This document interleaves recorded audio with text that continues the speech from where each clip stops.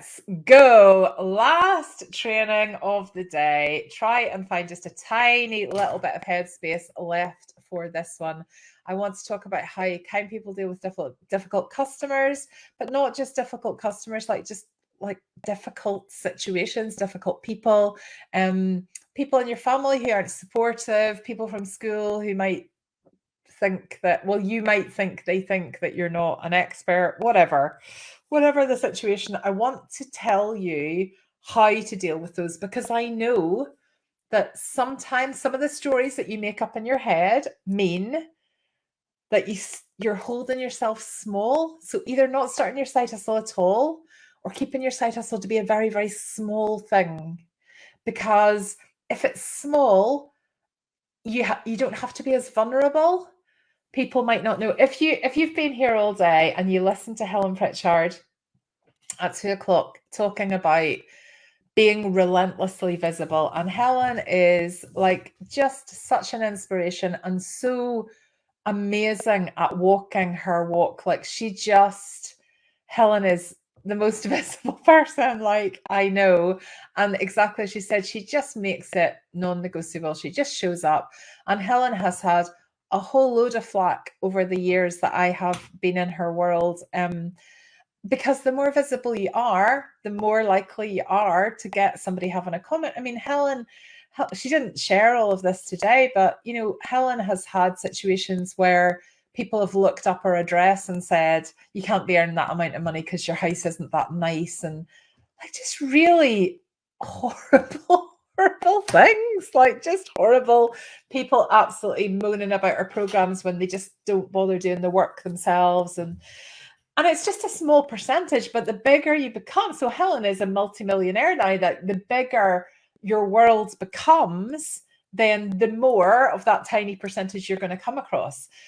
So I want you to be equipped with the skills to deal with that nonsense. So it's not likely to happen regularly, and it's not going to be an ongoing thing, but I don't want you to not step into your best self because you're worried that you might come across something like that. Yeah, actually, that's such a good point. So yeah, for a long time, Helen still lived in her, I don't know if it was a semi-detached house, but she lived in a really normal street in a really normal house and in Warrington. And yeah, people obviously looked at the value of her house and looked at the street and went, well, that's not where a millionaire would live.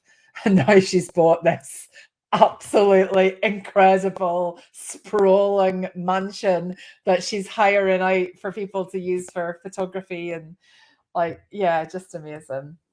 Anyway, so the point is, and what Helen would say here is, like, you can't let that prevent you from bringing your gift to the world. Like, you can't. And you can't,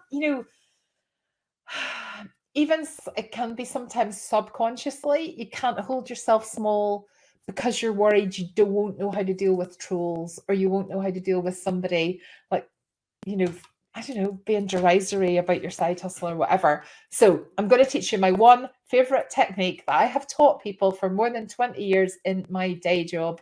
This is the light bulb moment that people say to me over and over and over and over and over.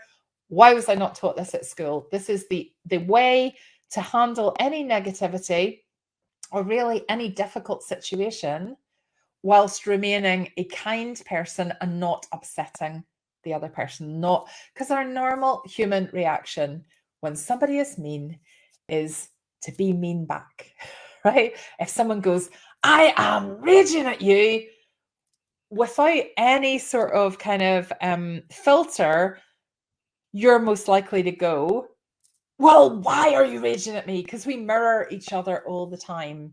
I'm going to show you how not to do that and how to be the adult in all the relationships that you have. It's so simple, but it's not taught at school.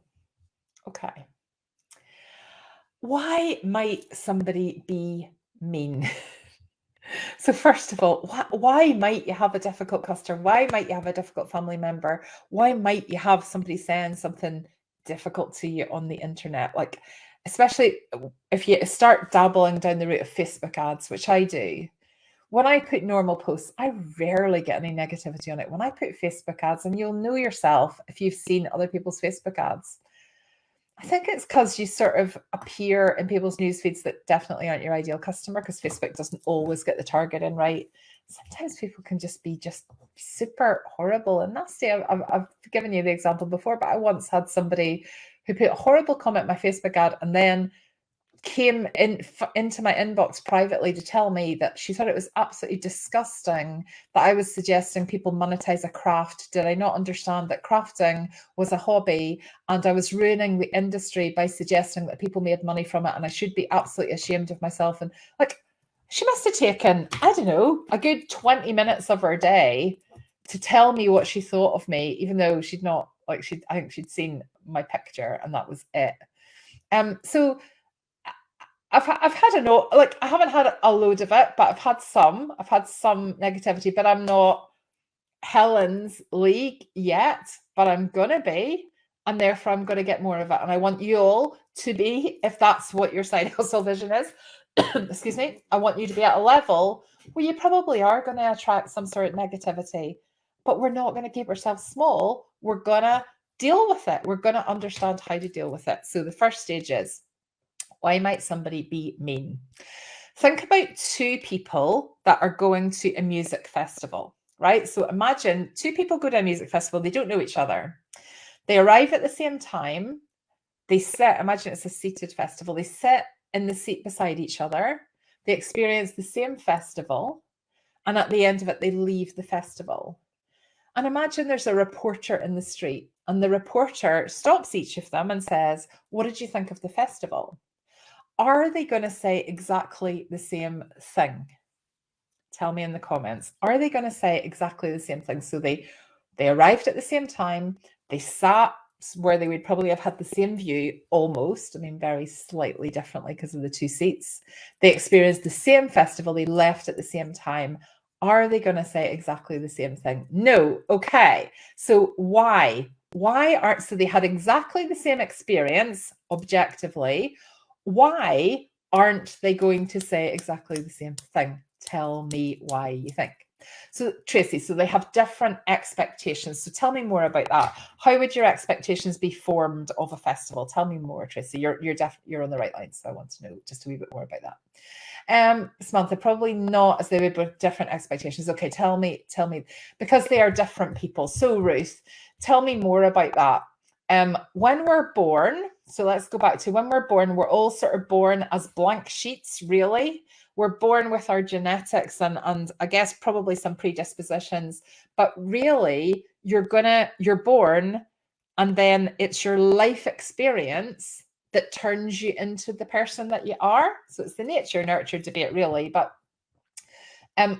how do we become, like, what sort of, how might your expectations be different? So let's see, our past experiences shape our expectations. Yes. Because their perspective is different and mindset difference. Yep. Past experiences. Yes. Environmental conditions, Laura. Yeah. People see things differently, different upbringing, different life experiences. Jen, we experience everything through the lens of our own experiences. And like beautifully put, Jen. Yeah, absolutely. Tracy, if they've previously been to a festival and compare it to the last one, the other one might be a first timer. Absolutely different life experiences. Some people are negative, some people are positive, different views and tastes. Yes, exactly. So yeah, your experiences will determine how you experience that festival, your life experiences. So somebody playing in the festival might be somebody that you were very familiar with their music when you were growing up because your brother liked it or your mum liked it or whatever. You may never have heard of the person before. You might have been to another music event that was amazing, so you've got a comparison. You may never have been to one before. You might have had a brilliant day at work before you went to the festival. You might have had a terrible day at work. You might have had the best news. You might have had the worst news. There's a whole load of things going on there that means that even when people experience pretty much the same thing, they are likely to react in different ways. And just getting your head around that is the starting point to dealing kindly with difficult people. Because it's back to, that whole adage that you've heard me saying before. I really feel if you could see people's auras, if you could understand what was going on for them in their life right there and then, you would be a lot more accepting and a lot more kind of you would take things a lot less personally, because people tend to react in their map of the world at that time, exactly as Jen said, through the lens that they're viewing a situation. And it's very, very rarely about you. It's very rarely about you. There are three elements to communication. So when we're communicating with somebody that's negative, there are three elements. You've got the words that you say, you've got the tone or the way you say them, and then you've got your body language. So how you look when you're delivering the message. Now, if you're communicating face to face with somebody, so say, so this is taking it away from maybe somebody that's commenting online, but say there's maybe somebody in your family who doesn't think or thinks you're wasting your time with your side hustle. Let's just go with that. Imagine there's somebody that's like, I don't think you're ever going to make a success of that. I'm worried you're wasting your money. I think you should just probably stop. Imagine you've got somebody who thinks that in your family, and you have to meet with them at Christmas, and you're like, oh, here we go again. I know that they're just gonna kind of be negative about what it is I'm doing. Ideally, you want to think about speaking to them face to face. You want to think about kind of dealing with that situation face to face, because when you're face to face, you have not only the words that you say, but your intention, how you plan to be, what you're hoping to get out of that situation is indicated both by your tone and by your body language.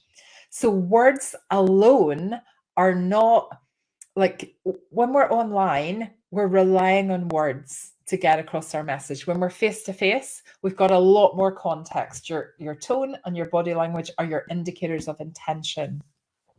One of my favorite stories for this that beautifully illustrates this, I think, is that you can say words, but they can mean something completely different in a different context. So I was at my friend's parents' funeral a few years ago now, and we were coming back out of the crematorium, and there was like a lineup, and the family were doing a lineup, and I didn't actually know the family other than my one friend. And I was standing in the line thinking, I'm not quite sure what the etiquette is here. So there was quite a big queue, and I thought, I don't know, do I introduce myself to the rest of her family, or do I just like go and speak to her, or do I just kind of sneak out and then speak to her when we go back for the wake later? Anyway, this was all going through my head. And I just went with, I couldn't really get out, to be honest, I couldn't really get out the door because the door was narrow and the queue was big. And so I just went with, sorry for your loss, and went right down the line. But I said to her later, just out of interest, what was the etiquette there? What sort of things were people saying to you? And she said, it's really weird because people just said very different things. So she said, a lot of people said, I'm so sorry for your loss. I'm really sorry. But she said, a few people said, gosh, in a way, it must be a bit of a relief for you. And she said a few people said things like that. And she was explaining it to me in this way, where she's going, yeah, a few people sort of said things like that. And she wasn't angry about it, upset about it. She was just explaining it very matter-of-factly. And she's like, and it doesn't feel like that because, like my dad's just died. So it doesn't feel in any way like it's a relief. So that's just a bit weird. Now, our dad had been terminally ill for quite a long time. So as much as I wouldn't have said those words, I could sort of understand the sort of context of it. And when my friend was explaining it to me, I was thinking, well, I think probably those people in the moment were trying to say something to just take a little bit of the pain away, because they could, like, in that context, someone that's gone to the funeral and someone that's waited in line to go and give you this pre-COVID. So someone that waited in line to give you a hug and try and say something to you isn't going there to try and purposely upset you. They're trying to say something to comfort you. And in my friend's eyes, they got the words wrong, but she wasn't in any way upset about it, because the indicators of intention there, the tone and the body language made it really, really clear that that person was trying to be kind, was trying to be a kind person. And the point of telling you that story is, like, sometimes when we have to deal with a difficult situation, we think a lot about the words. What are the words we're going to say? You know, what if we get the words wrong? What if someone asks me a question, I don't know the words to say back? In actual fact, when we're face to face, and of course, I'm not talking about online trolling here, when we're face to face, it's about the body language and the tone. You can sort of get the words wrong as long as you set the correct intention. So when we're dealing with difficulty and difficult people and difficult circumstances, the absolute key here is to just be really clear in your intention. And because of who we are within the Happy Side Hustle community, our intention is never going to be, well, I'm going to go and I'm going to make that person feel stupid and small, and I'm going to give them a piece of my mind, and I'm going to make them realize that, you know, I'm going to make them feel like ridiculously sorry for what they did. That we're not like that. That our community isn't like that. So I know that for each of you, the intention will be, gosh, I really just want to make sure this situation doesn't continue because it's upsetting me or hurting me or whatever the word is. And I want to try and resolve it like an adult. I know that's what you want to do. But being an adult doesn't mean that you know how to be an adult. You know, I just think there's a serious bit missing from school where we don't show people how to actually communicate like adults. Maybe we do, but I've not seen any evidence of it in my kids' school. Maybe we do in some schools. But anyway, so what I want to show you is where you can communicate with it. If we're just talking about difficult situations in general, so I'm talking, of course, in relation to your side hustle, but actually, this is how you can deal with any situation in your family, in your life, with your partner, with your friends, at work, you know, in your day job, whatever. So where you can deal with something face to face, you should always do that, because the context of your tone and your body language makes an incredible difference. Where you take away body language, so say you have a phone call, like I don't really speak to people on the phone, and I hate phone calls, really hate phone calls. I like online like this, I like to speak to people through video, or I like a text message. When my phone rings, I'm just like, it rang this morning when I was in the hairdresser's and I'm thinking, who's ringing me? Like I couldn't see my phone because I was in my bag. I'm thinking, no one rings me. What's going on here? Anyway, but imagine it was a phone call. With a phone call, your indicator of intention is all about your tone, isn't it? So you've probably all experienced a phone call where the person on the other end has annoyed you a little bit because their tone was a bit like annoying. Like I know, like I've had that where I phoned up, say like a utility company, or you know, like, oh, I had a bad experience with BT last year around getting our internet, and just people like sighing at the other end of the phone, and like someone in BT told me I was making their life very difficult by keeping on asking them why my broadband wasn't working, and her manager was getting her into trouble because I had to keep phoning even though she was supposed to phone me back and she didn't. So she said to me, I was causing her a problem. We had no internet. Or if you missed the grand internet outage of 11 days in the summer, it was really stressful. Anyway, it was just an example of when you're on the phone, your tone becomes the critical indicator of intention. When you're face to face, it's your tone and your body language. But when you've just got words, so when you've got a customer emailing you, messaging you on Etsy, or somebody commenting on a post or whatever, when you've just got words, we're missing the indicators of intention totally. And that's why emojis were invented. So you'll know people that can see, I can see comments, by the way, I will come back and look at them, but I'll just go through the slides and then I will come back and chat to you about them. That you'll all know people that have a really dry sense of humor face to face, right? And I actually really love a dry sense of humor. I find it hilarious. I really love people that are just really deadpan, and I find it the funniest sense of humor. Face to face, usually it's fine. Take that same comment that somebody might say to your face with the indicators of intention, so the tone and the body language, so you know that they're joking, and put it in black and white, and that all of a sudden can be the most offensive thing that somebody could possibly say. So emoticons, emojis are invented to go smiley face, laughy face. This is what I mean. Do you know, I'm pondering that one. Or so we want to show people this is what my face is doing while I'm saying those words. That's what emojis and emoticons were invented for. However, they're not always appropriate. If you've got an unhappy customer, you probably can't reply with a string of emojis. It's probably not professional. So what do we do? What do we actually do in that situation? As I said earlier, we mirror each other's behavior. So the key to being an adult here is if somebody's shouting at you, your natural human reaction is to shout back. If you are, if you remain adult and you're the one that remains calm, because we mirror each other, it works both ways. The other person can't continue to have an argument with someone who's not rising to it. So modeling the adult behavior, although it takes restraint, because your natural condition would be to mirror whoever's speaking to you.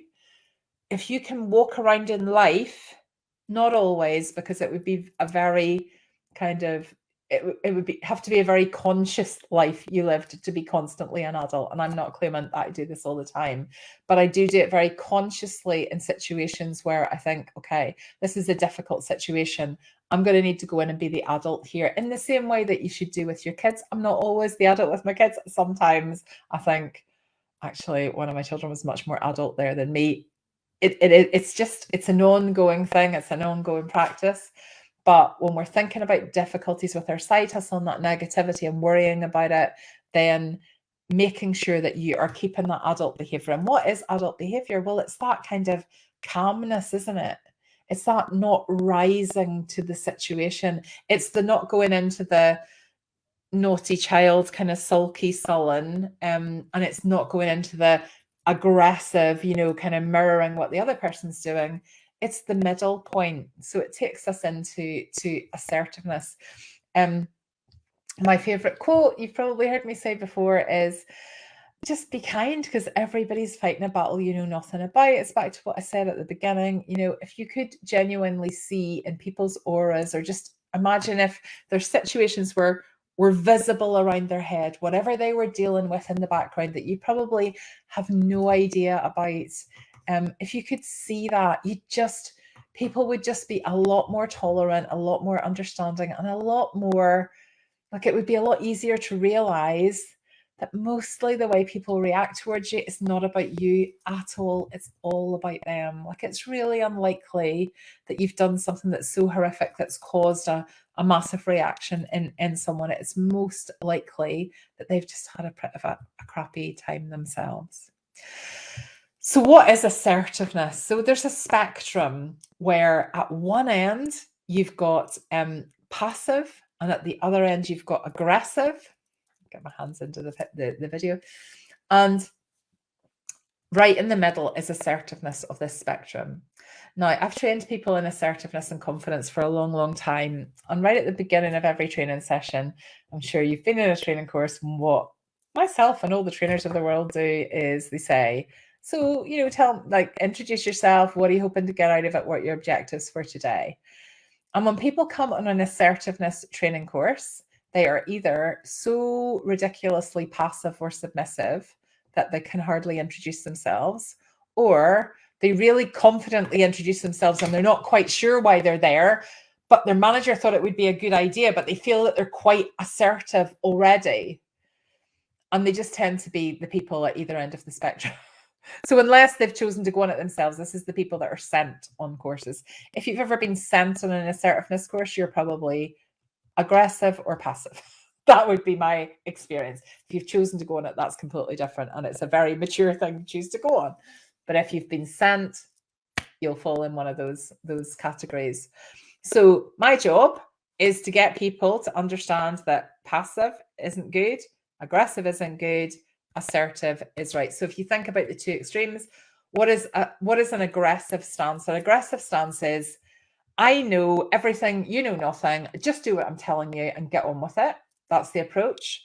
At the other end of the spectrum, you've got passivity, passiveness, submissiveness. There's a whole load of different terms, but all meaning the same thing.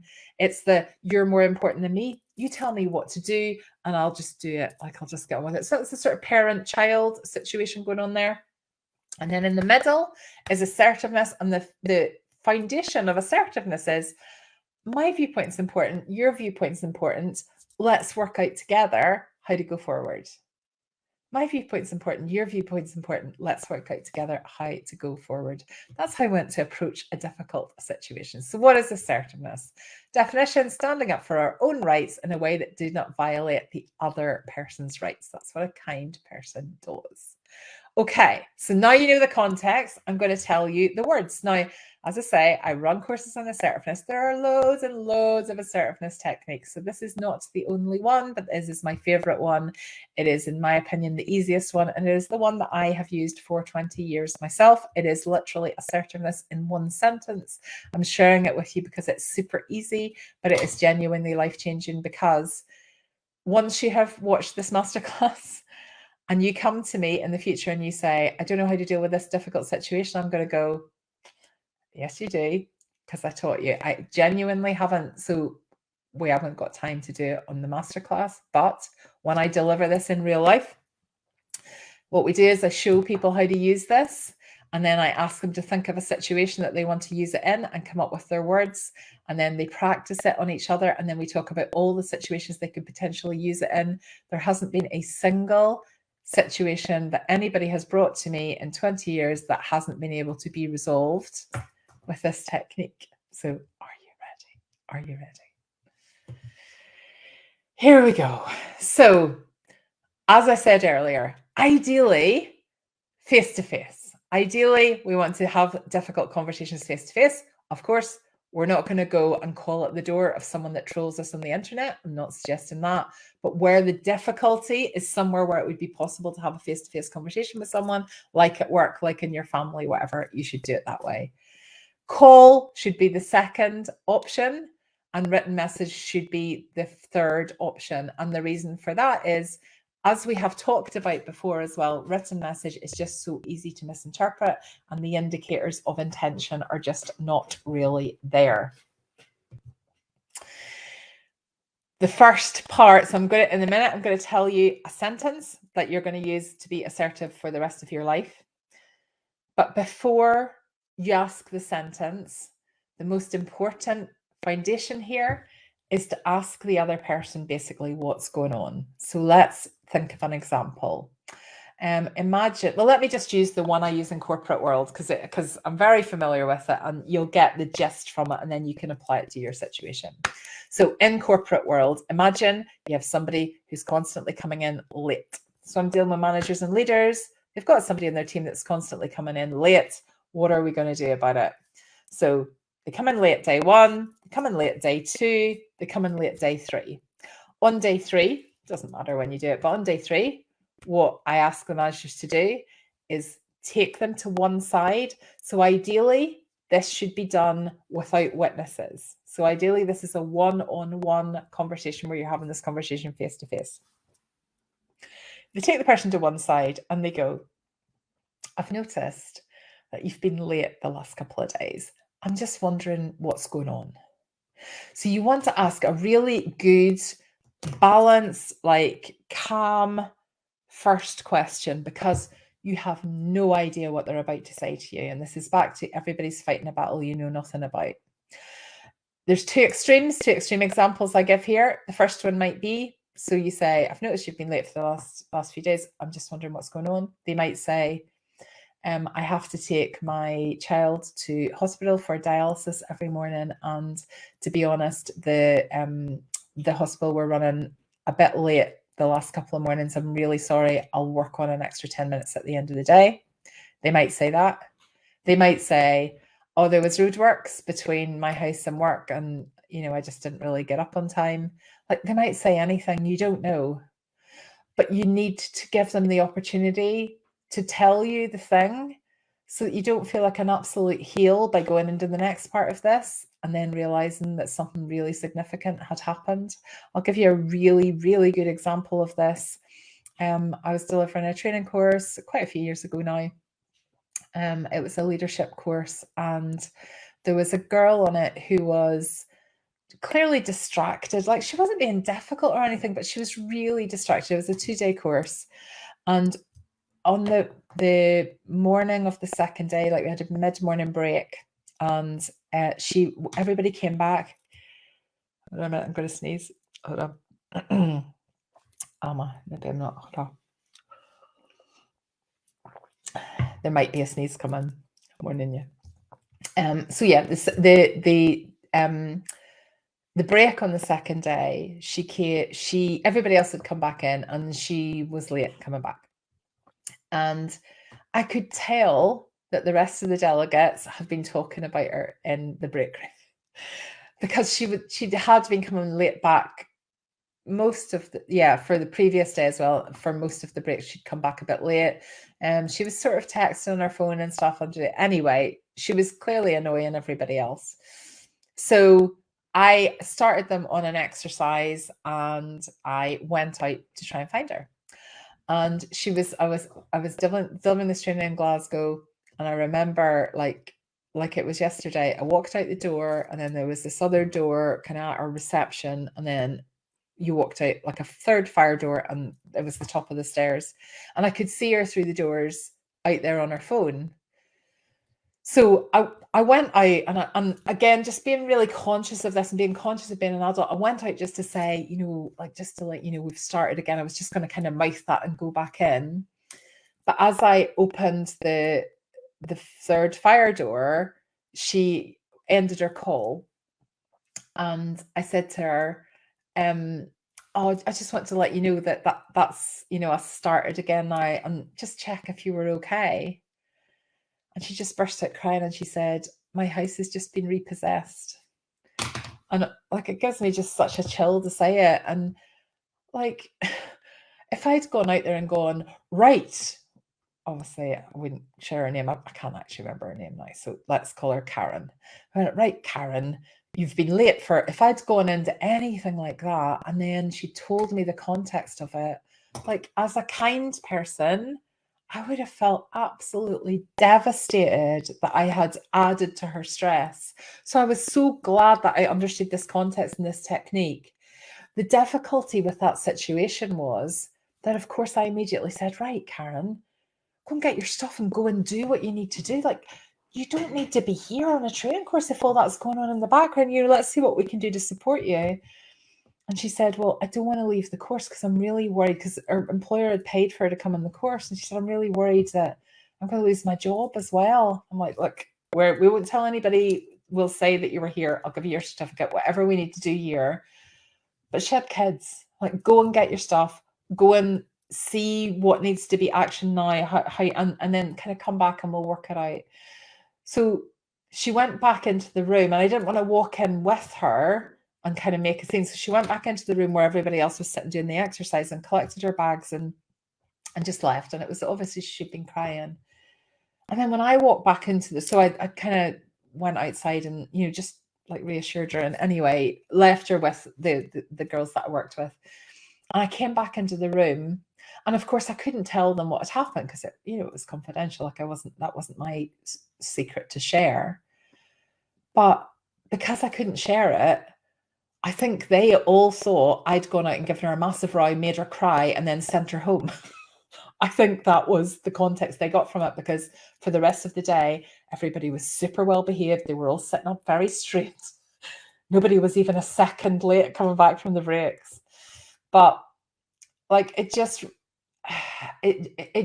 such an example that really, really sits in my brain, because no matter what the situation is, you just don't know what's going on. You've no idea.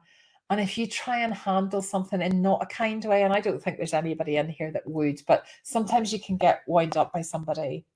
And if you handle something in not a kind way, and then you find out the context, like, it's just devastating to be somebody that's maybe added any extra stress onto someone. So the foundation is here. Before I tell you the one sentence you're going to say, you ask a question. So you go, listen, I noticed this. What's going on? So I noticed that every time we meet up at Christmas, you mentioned that you're worried about my side hustle, like you're worried that I'm wasting time on it or something. I just wondered kind of what's going on there.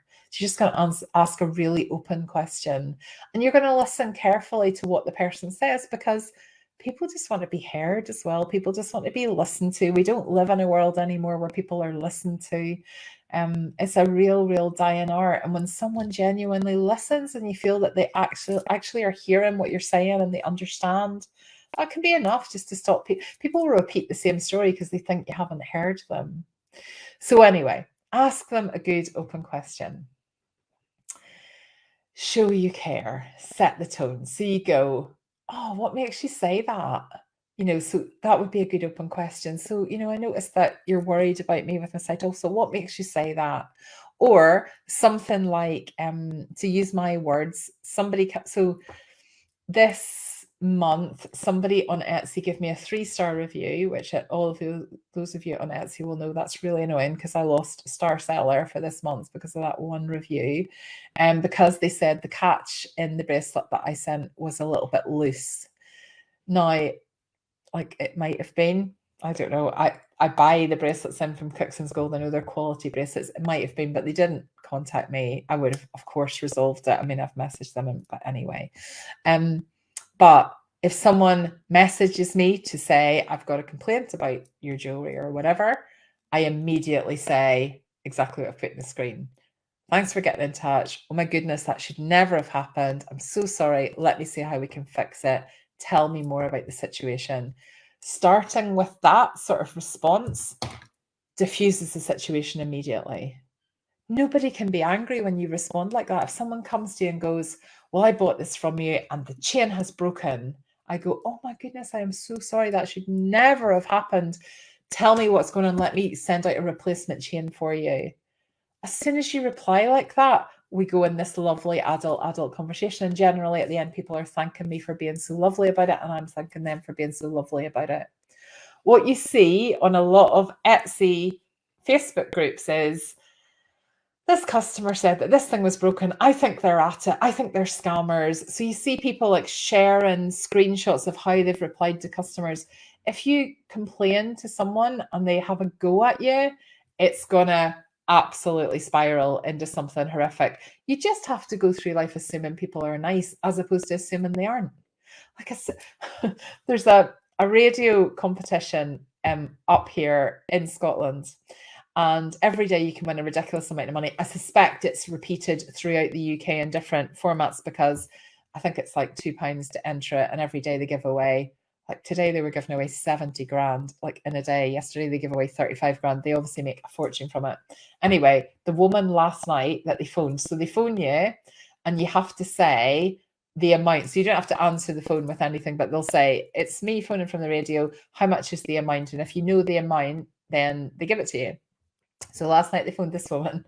She was called Linda, and Linda picked up the phone and she was like, the guy on the radio station said, "Hi, Linda. It's can't remember, Gary from Fourth One calling here.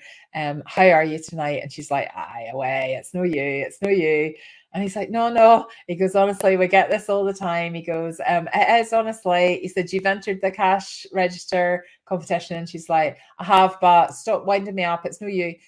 Anyway, he goes, "Listen, Linda, honestly, just tell me a bit about yourself then. Let's, like, what are you, Linda? Are you a mom? Do you have a family? Like, tell us a wee bit about yourself." And she went, "No, I'm not prepared to reveal any of that information." The radio DJ was just like really annoyed, and he went, "Right, okay. Do you know the amount, Linda, for cash register?" And she went, "Yeah, it's 35,000. He went, "Very good. You've won 35,000. Stay on the phone. Somebody else will speak to you." And he just hung up. He was like really annoyed. Anyway, I think he got into trouble because they had to phone her back this morning, and she was just like, "I thought it was a scam. I just thought it was a scam. I thought if someone phoned me up and asked me for like who my children were and all of that, I thought they were trying to get my password." So like, fair enough. But anyway, Linda always obviously goes through life assuming the worst of people. And I think you can either go through life assuming the worst, you can go through life assuming the best. And I think as side hustlers, it's just nicer to assume the best. And occasionally we will get caught out, and occasionally maybe someone will like lie to us or whatever. But I would much rather someone lied to me than just assuming that everybody's going to do it and being really closed down and protective and whatever. Kind people assume that people are nice, and see what happens when you assume people are nice. They tend to be nice. See, when you say to someone, like I always say, when someone complains, I always say, thanks for being so lovely about it. No matter what they said, I always go, thanks for being so lovely about it. And they always come back and go, oh, it's fine. These things happen. Thanks for being so responsive. And all of a sudden, like, I just call them out on something that they might not even have done. Just tell people they're lovely, and they tend to be lovely. Okay, so we're going to set the tone. Right, here it comes. Here are the words. The words to handle every difficult situation ever from now on. UHT. Right, if you are a certain age, you will know what UHT is. I have discovered that people under about 30 might be different. Have never heard of UHT milk, right? UHT milk is that horrible milk that doesn't need to go in the fridge. See that picture, like in a horrible coffee shop or in a hotel where they've got like a tea or a kettle in your room. They've got that milk, that UHT milk, right? UHT, it's disgusting. It is apparently the most popular milk in France, someone told me. Don't know if that's true. But anyway, in Britain, we're not a big fan of UHT milk, but I just want you to remember the initials UHT because they stand for understand, however, therefore. So, yes, ultra hydrated, but we don't want to remember the ultra hydrated bit. We want to remember the understand, however, therefore, UHT. So, someone's difficult to you. Let's go back to the late example. Someone in work's coming in late. You ask the open question. I've noticed that you've come in late the last couple of days. I just wonder what's going on. Say they don't say that, someone in my family has to go to hospital. They say, oh, there's roadworks in the road. There's roadworks between my house and work. You go, okay, I understand that you're not being late on purpose, that there's roadworks. So you reflect back what they've said to you. I understand that you're not being late on purpose. I know there's roadworks. So you've listened to them. They understand that. They don't need to interrupt you in a minute to remind you of that because you've just told them, you've heard it, you've reflected it back to them. So I understand your point of view. However, this is my point of view. So you go, I understand that there's roadworks between here and your work, between your home and your work, and therefore it's difficult for you to get in on time. However, when you are consistently late, it's meaning that the team meeting in the morning is running on an extra 15 minutes, which means that people are having to work on a little bit later at the end of the day. So U is for, I understand your point of view. However is for, this is my point of view. And then we finish the sentence with, therefore, for the rest of the week, it would be great if you could set your alarm earlier so that you could be on time for the 9 o'clock meeting. So I'm not saying you would give two alternatives, but that might not be your solution. You might go, so from now on, why don't we have the meeting at 2 o'clock? So you don't need to worry about coming in and you can make up the time by working on Saturday. You decide what the solution is, but the structure is, I'm repeating back what you've said to me when I asked you the question. I'm telling you my point of view. These are equally important because we're assertive adults, aren't we? And here's the solution in one sentence. So you go, I understand the situation. This is my perspective. This is the solution. The absolute key with this is you have to deliver it with the body language and the tone of an adult. There's a massive difference saying, listen, I understand that you're late because the roadworks, however, it's having an impact on the team. Therefore, it would be great if you could do this.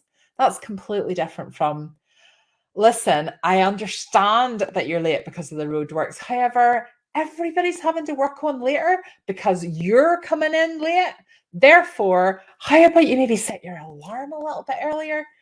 As soon as you start with the pointing and the tone, assertiveness goes out the window, adult behavior goes out the window. We're just going back to the whole kind of defensiveness of it again, the whole aggressiveness thing again. So understand, however, therefore, is the solution to everything ever. So somebody contacts me about a broken piece of jewelry and they say, imagine they send me an email to say, I'm really angry. The catch has broken on this piece of jewelry and I only bought it 3 months ago and that's ridiculous and I paid a lot of money for it. But imagine if they've sent me a message like that. I would immediately contact them back and say, I understand how frustrated you are by the catch. So I would use their words. If they said I'm frustrated, I would say, I understand that you're frustrated that the catch is broken on the bracelet. So sorry, that should never have happened. And what I would love you to do is to send it back to me. I had no idea that obviously there was anything wrong. So I'd love you to send it back to me. Therefore, I can send you a replacement and we can sort it out. So understand, however, therefore. What about the thing that people always say on the 5-day challenge or my 5-day challenge? I would love to make jewelry, but there's already loads of people out there doing it. You go, listen, I understand you're worried. There's lots of people out there making jewelry. Now, if you've been through my 5-day challenges, you've probably heard me saying this. You might not know that I'm using UHT. I'm calling it out now. You'll spot it from now on. I understand you're worried that there's lots of people out there making jewelry. However, there is no one out there creating jewelry your way. There is no one creating jewelry the way, the gift that you're going to bring to the world. And the fact that there's lots of jewelers out there means that there's already a big market. Yeah. So we're understanding somebody else's point of view. We are reassuring them or putting across, depending on the context, putting across our point of view, and therefore is the solution. Therefore, I would love to support you as you set up your side hustle making jewelry. Understand, however, and therefore are quite oddly specific words. So now I've told you my understand, however, therefore secret. Every time I use those words, you're going to go, oh, Julie's using her assertiveness technique. You will be able to spot it because I have told you about it. You don't need to use the words understand, however, therefore. They're great because you can remember them as UHT, but really I just need you to remember the structure. So understand can be changed to I know. However can be changed to and, therefore can be changed to, well, how about this? So as long as you're going, this is your point of view, this is my point of view, here's a solution, you can use whatever words you want. It's one sentence. So I don't want you to think about, sometimes what people do is they'll say, I understand your point of view, and I'm going to say an awful lot more about that. And then I'm going to tell you a lot about my point of view. And it just becomes a big waffle. Assertiveness is short and succinct and has an end to the sentence with a silence. So you go, I understand your point of view. Here's my point of view. What about this as a solution? Silence. Not the very common, I understand your point of view. However, here's my point of view. What about this as a solution? I mean, if that would work for you, oh, would that probably not work for you? Oh, actually, I probably couldn't ask you to do that. Oh, no, that's probably not going to work. You have to zip your mouth when you're assertive. You have to get comfortable with silence, and lots of us aren't. Lots of us like to fill the void. So we have to be comfortable with silence. But the reason for this slide is, when I say to people, you can change understand, however, therefore to whatever words you want, as long as you keep that structure, people say, I understand your point of view, but here's my point of view. And the word but is the only one that I'm going to ban. But is just, no matter how lovely your body language and your tone is, when you go, I understand your point of view, but everything before the but just becomes like irrelevant. You might have heard another saying about that, but everything before the but becomes like less important. And it's like, I understand your point of view, but this is my point of view. It just comes across as very arrogant. So I want you to take the but out of it. Laurie, you're going to try this out on Millie. Let me tell you an actual live situation. So I delivered this assertiveness. This is how long I've been delivering this. I delivered this assertiveness technique to my friend. So she came in a training course that I was running. In fact, she invited me into the company she worked for to run a training course for her and the other managers. Her daughters were at that point 3 and 6 and our eldest daughter's now 18. So this is how long I've been teaching this, and I've been using it for much longer. So the reason that I'm telling you this, Laura, is so her and her husband have what I would describe as quite a fiery relationship. So they've been together for a long time. They totally love each other, but they're always fighting and making up. So that's just their MO. That's just how their relationship is. They're quite often storming off. So somebody's quite often storming away from the house, but they always come back together again. And it's just how their relationship works. Anyway, I'd explained UHT to her and her team, and she said to me, I'm going to try this on my husband tonight, and this is going to be the ultimate test, because she said, we've got this situation where they'd moved into a house and the wardrobe was too big for their room. So when her husband got up in the morning, he pushed the wardrobe so it was against the wall so he could get out of the door easily. And when my friend got up, which was a little bit later, she pushed the wardrobe out a little bit from the door because the full-length mirror was in the corner of the room and she liked to look in it when she was getting ready for work. Then she would go out kind of round the wardrobe and squeeze out the door, and then they would both be at work, and by the time they got back from work at night, they'd sort of forgotten about it. But she said to me, I know this is going to be an argument, because she said, I heard him this morning muttering under his breath while I was sleeping. And I know as soon as I remind him at night that he's had to push this wardrobe, he's going to be annoyed with me. So she said, I'm going to use it tonight. Like, okay. To be honest, I'm like, oh my goodness, like this really is the ultimate test, because I was very familiar with their relationship. Anyway, this is what happened. She went back home that night, and they were sitting at the table in the kitchen with the 2 daughters and my friend and her husband. And she said to him, oh, I feel I need to change the names because one of you knows who this is. So I'm going to call her husband David, right? He's not actually called David. We're going to go David, right?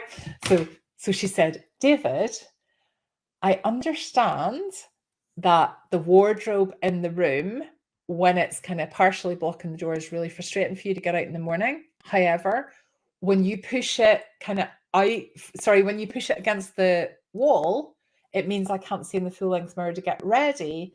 Therefore, could we maybe go to IKEA at the weekend and just get like a small cheap wardrobe that fits in the room? She did it with that tone, that body language, and those words. And he said, okay. And she said, even the girls stopped eating and looked up, because no one could quite believe that they just had an adult conversation. So she said she was finishing her dinner thinking, I'm going to go and phone Julie. This was back in the day when I did take phone calls. It was a long time ago. Don't phone me now. I'm no answering. But she went to phone me. So they finished their dinner and she went upstairs, but she didn't want him to know that she was phoning me. So she went upstairs, and her daughter was playing in her bedroom, in her mum's bedroom, with her mum's expensive makeup. My friend has very expensive makeup. And she said, but she wanted her out because she wanted to phone me in secret. So she said to her daughter, and we're going to call her daughter Laura, not actual name. So she said, Laura, I understand that you like playing with mummy's makeup. However, you've got your Barbie makeup next door. Therefore, why don't you put mummy's makeup back in the bag and you can go and play with your Barbie makeup? And her daughter, Laura, went, okay, mummy. And she went out of the room. She tidied up the makeup and she went out of the room and closed the door. And by the time my friend phoned me, she was like, what is this magic wand that you have given me? She's like, my husband didn't fall out with me. My daughter just did what I asked her to do. She's like, seriously?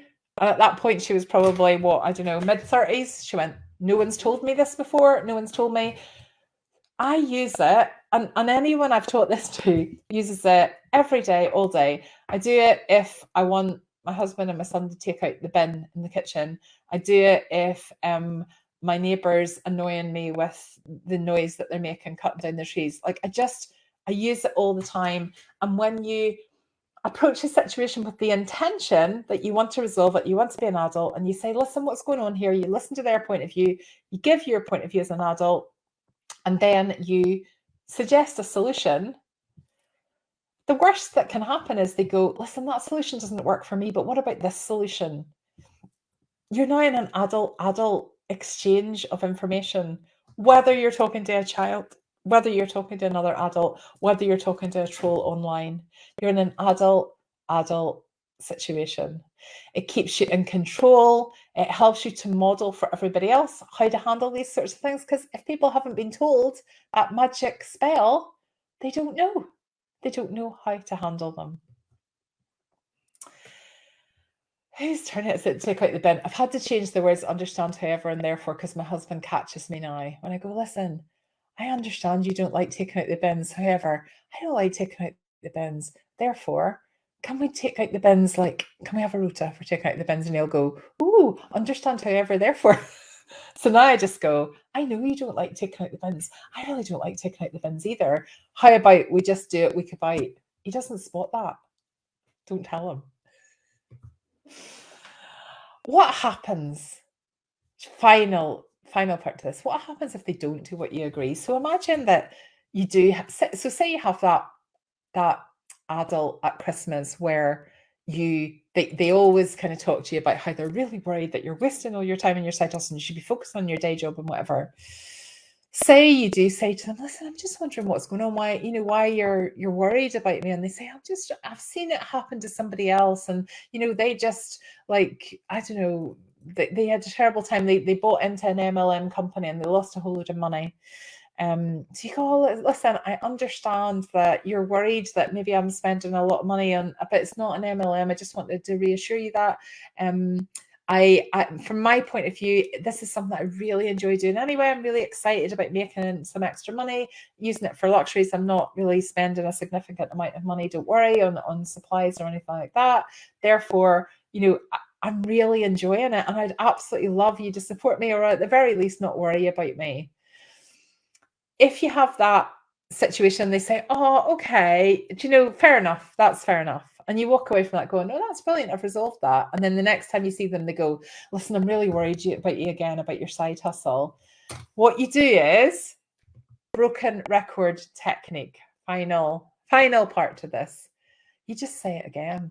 You go, listen, I understand that you're worried about me because of this reason. However, this is my point of view. Therefore, here's a solution.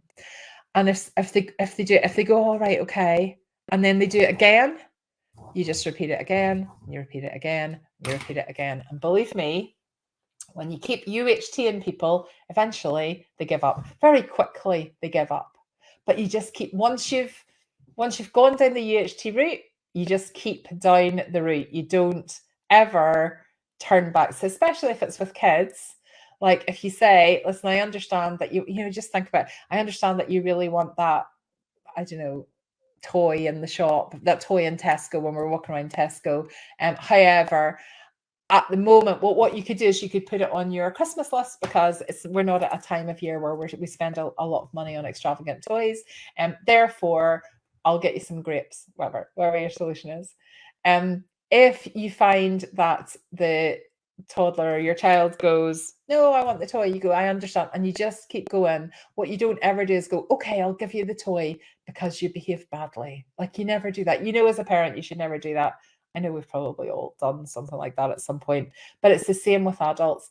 Adults who behave badly are just grown-up toddlers looking for attention, and we want to give them that adult attention that should appease them. Although, if they're not going to be nice, if they're not going to play nicely, we walk away from it, but we still walk away having behaved like an adult. But if it's somebody online, you can just block them, you can get rid of them out of your world. You don't need to solve them. It's not your job to solve them. But what you do need to do is be kind, in the context of you just don't know what that person has gone through that day to make them behave in a vile way. It is possible to be kind and deflect negativity against your side hustle. The point of this is, I want you to realize you must not keep yourself small because of the worry of negativity. Now you know how to handle it. you're fully equipped.